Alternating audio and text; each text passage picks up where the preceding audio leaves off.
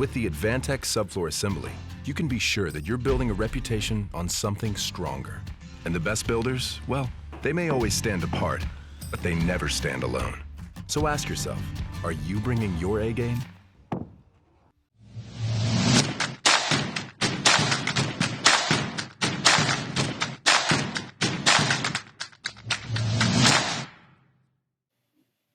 Hey everybody, welcome back to the studio. So, got a new video for you today. Today we're going to be talking about the elevations and how they relate to that party and some of the decisions we made there to get this project on a roll and what we did to set it up for the construction drawings. So, a big red in hand, break out the drawings and let's have a look at it. Hey everybody, so chose to put the right side elevation here for our discussion. It's the one that really captures the party the most, and then the other videos, or not videos, the other elevations kind of followed suit to this elevation. This is the elevation you see as you approach up the hill, and this is the one that really dominates what's happening inside. So as you can see, we have that main base that we talked about in the party, where this is the two-story section, but this is the one that also has that full basement, right? So that's that solid piece. And if you remember in the party, we talked about that as the building goes to the right, it kind of gets lighter and lighter and disseminates into the air and view. So the full foundation stops here, and then we start picking up the building on a series of piers. Right. So this space is actually open space. Right. In there, you have those piers. So, and then here, this is all solid for the foundation. So you can see as it moves off of the hill, that again, that building's getting lighter and lighter. On the main body of the house, we knew that the sloping roof coming up, we were able to sneak in that one window there that we talked about in our last video, that 10-foot by 16-inch that fills that stairwell with a bunch of light. So this roof is a counterpart to this low sloping roof. And these are 1 in 12s. And they're very low sloping, and they're a metal roof. There. But as you can see out here, the building stops.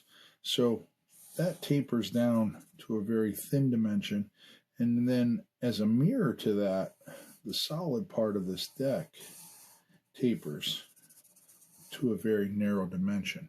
So again, you have this two-story solid piece, the single story that's on piers, and then by the time you get out here, we have a cantilevered deck and a cantilevered roof that isn't attached to the ground and isn't attached to each other, to again symbolize that kind of dissemination into the view, right? Now, one of the strong pieces to this was, how do we make that 1 in 12 seem a little bit more dramatic than it actually is? Because it isn't that big of a slope. So we needed something as a counterpoint to it. So that bump out, which is the dining room that is here, and then if you remember, we have concrete pier there that then goes up to a couple posts. But what we did was we brought in a flat roof here. And what the flat roof does is, the flat roof allows us to identify this as a sloping roof, because it becomes the counterpoint to that sloping roof. And even though that sloping roof is very shallow.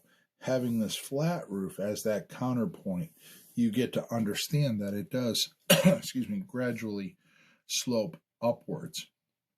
And then in the slideshow you'll see at the end, we actually we did this in a much darker color, so that sits in that foreground and is punched out. And then this has those strong horizontal lines with the 8-inch boral that we used there.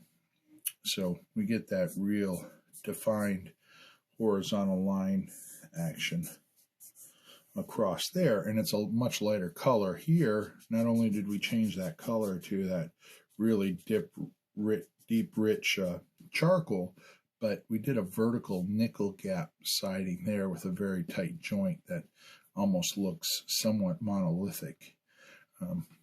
And then again with the deck, we finished that with obviously the rail system there where we did stainless steel rods.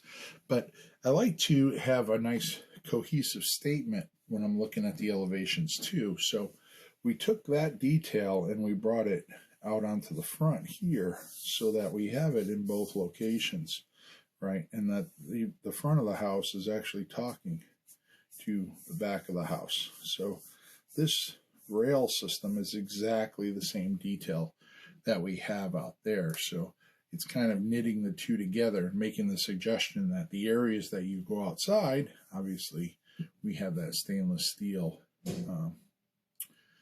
railing system there. And again, we have this concrete pier there that matches the concrete pier there, concrete pier here, and concrete pier there. So we have that cohesive suggestion in the repetitive use of those board formed concrete piers.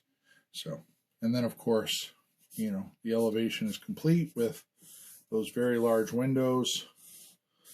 You know, we talked about those in the last video when we talked about the floor plan and that view off of the hill, the big slider that's in the plane of that wall, and then of course that front entry door here, and then a few miscellaneous windows feeding the bedroom and stairwell upstairs.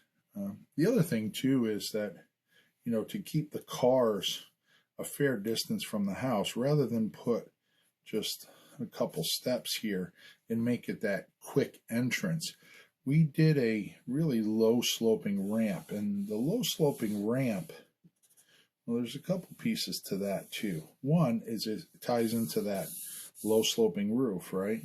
So we have that cohesive conversation happening there, as well as with the roof there to there.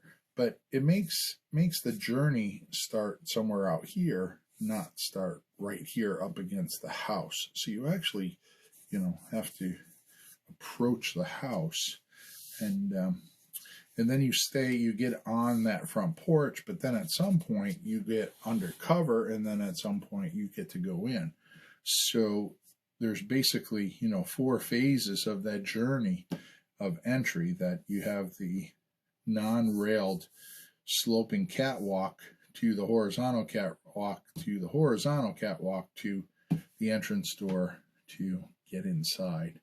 So anyways, that's a quick chat about the elevation and some of the thoughts that went in behind it.